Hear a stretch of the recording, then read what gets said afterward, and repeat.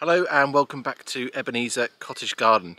It feels like a little while since I've been out here with you. I think it's only just been a couple of weeks really, but I have been making videos. I've just not got round to editing them, so I decided just to start again, and here we are. We'll carry on as we mean to. But quite a few crops are in the ground, looking good now. Plants are really coming through. I'm seeing buds on the roses too. I'm harvesting salads. Beetroots are looking like they're taking shape, and the carrots are looking great in containers too.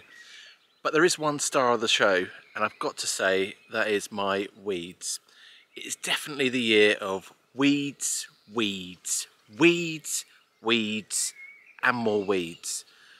The weeds really are looking so luscious that I'm almost certain that a dandelion is going to win a gold medal at the Chelsea Flower Show this year.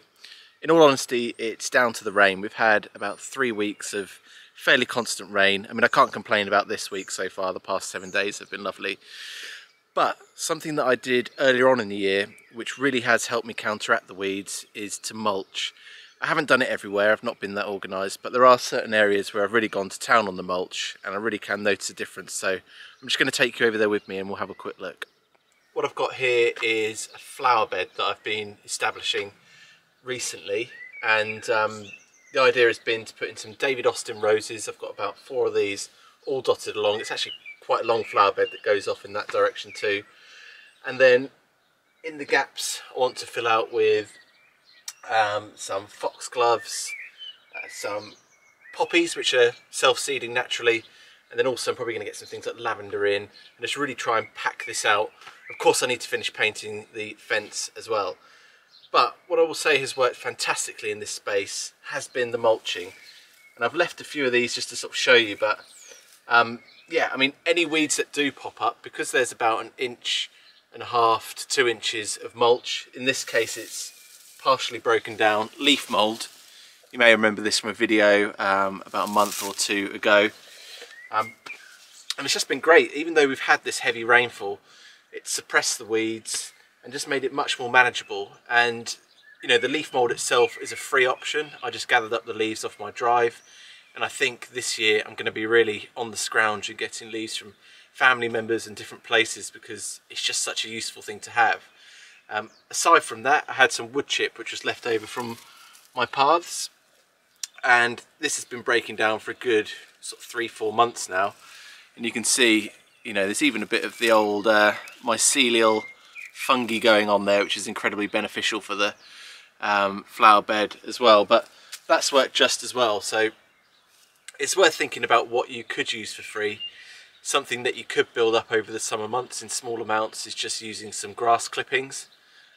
There is a debate that you might encourage slugs to come along with those, but that's something you could consider, and of course that will also bring nitrogen into your soil too. So it's one of those jobs that, you know, you need to be organised to get it done, or else it's just not going to happen. But it's worth thinking, you know, in the winter months, is there anything I can put on the ground before things really kick in? Or if it's a little bit later like me, I think it was, you know, pretty early spring when I did this, just try and get something down and it will save you a lot of work, definitely.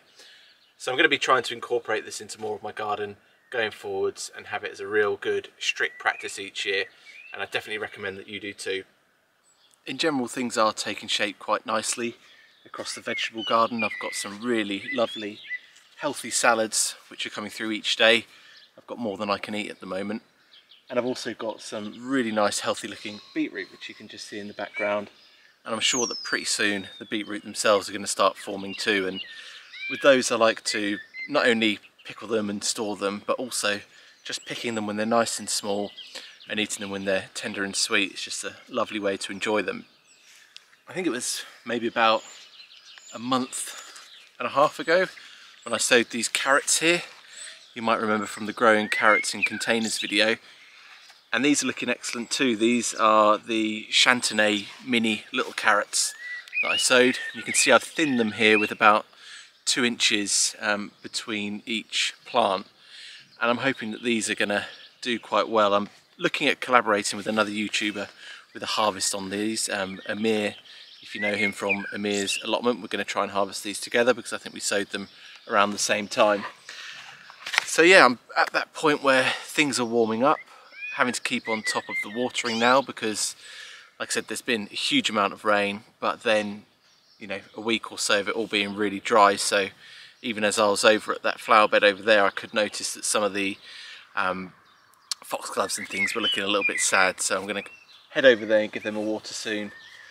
So yeah, it's all just about keeping up with things now and sowing more seeds. I've got a few more bits and pieces to do over the next couple of days sowing out there. I'll be out there tomorrow sowing a few more things, making sure there's no gaps and that I'm ready to succession plant as well. So a very active time of year out here in the garden.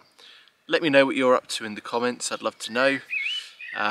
You know, are you on top of things, or do you feel like it's all getting away from you a bit? Yeah, it'd be great to know how you're getting on in your own gardens. And you might have seen on the intro sequence as well that the cows are back in the field outside my garden, and for me that really makes it over the summer months. So we're getting there, harvests are coming through, going to be cooking with some of these harvests soon. Thanks for watching this video. Do like and subscribe. I've got a week off next week, so I'm going to be making a good 2, who knows, maybe 3 videos. See how we get on. Anyway, thanks for watching, like and subscribe, and happy gardening.